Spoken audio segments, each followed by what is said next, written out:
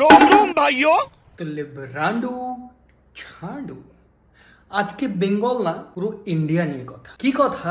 Abhijit cockroach জনতা party founder, সে 6 June মুম্বাইয়ে আসছে আর সমস্ত জেনজি স্টুডেন্টদের আহ্বান করছে যে তোমরা এয়ারপোর্টে এসো, আমরা একটা পিসফুল প্রোটেস্ট করব এবং যন্তর মন্তরে যাব। আবার লেবরান্ডু ঝান্ডু, তোরা যে এটা একটা প্রোপাগান্ডা চালাচ্ছিস পাঞ্জাব ভোটে, পাঞ্জাবে নিজেদের সত্তা বাঁচানোর, এটা তো তোরাই প্রমাণ করছিস। কিভাবে প্রমাণ করছিস? তোর ভিডিও আসলো সকালবেলা আর তোর আকা অরবিন্দ কেজরিওয়াল তার ভিডিও সন্ধ্যাবেলা টুইটে চলে এলো। এসে তিনি কি বলছেন? তিনি বলছেন আমাদের প্রোটেস্ট করতে হবে, তিনি বলছেন স্টুডেন্টদের এক হতে হবে, তিনি বলছেন যে জেনজিরা এক হও।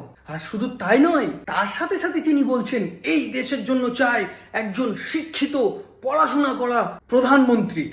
নিজেকে বলতে চাইছেন নিজে প্রধানমন্ত্রী হবেন? আপনি দিল্লির সাথে কি কি করেছেন সেটা দিল্লির মানুষ তথা গোটা ভারতবর্ষের লোক ভালো করে জানে, তাই আপনি পড়ালেখা হয়েও কোনো লাভ নেই। আর যদি লেবরান্ডু ঝান্ডুরা বলে, তাহলে আমি বলবো 2004 সালে যখন অটল বিহারী বাজপেয়ী সত্তা ছেড়ে মনমোহন সিং এর হাতে দিয়ে যায়, তখন মনমোহন সিংজি এই ভারতবর্ষের অর্থনীতিকে 11 নম্বরে নিয়ে এসেছিল। আর যখন 2014 সালে নরেন্দ্র মোদীজির হাতে এই দেশকে দিয়ে দেয়, তখন এই দেশটা 11 নম্বর থেকে আজকের ডেটে 5 নম্বরে এসছে। কিন্তু যদি এই ইরান আর ইসরায়েলের যুদ্ধ শুরু না হতো, তাহলে হয়তো তৃতীয় বা দ্বিতীয় সব থেকে বড় অর্থ ব্যবস্থার দেশ হয়ে উঠত ভারতবর্ষ। আর কি লেখাপড়ার কথা বলছেন? আপনাদের লেখাপড়া করা পি চিদাম্বরম যখন আপনাদের ফাইন্যান্স মিনিস্টার ছিল, তখন তিনি বলেছিলেন ডলারকে অন্য দেশে যেতে দিও না, এই দেশেই কেনাকাটা করো, গোল্ড কিনো না। আপনাদের মিনিস্টার বীরপ্পন তিনি কি বলেছিলেন? রাত্রি 8টা থেকে সকাল 8টা অবধি পেট্রোল পাম্প বন্ধ থাকবে। কেন?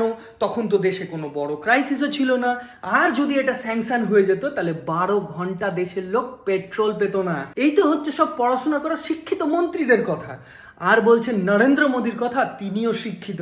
কিন্তু সব থেকে বড় কথা হচ্ছে মনমোহন সিংজিকে আমিও অনেক শ্রদ্ধা করি, কিন্তু শিক্ষিত হলেই যে ভালো লিডার হওয়া যায় এটা নয়। নরেন্দ্র মোদীজি খুব বেশি শিক্ষিত না হলেও তিনি একজন ভালো লিডার এবং তিনি দেশ হিতে কাজ করেন, দেশকে উঁচু জায়গায় নিয়ে যান। আর এই ইরান ইসরায়েলের যুদ্ধে আমরা সেটা দেখতে পেলাম। তো লেবরান্ডু ঝান্ডু 6 তারিখে তোদের মতো ঝান্ডু আর মাদ্রাসা ছাপড়াই যাবে।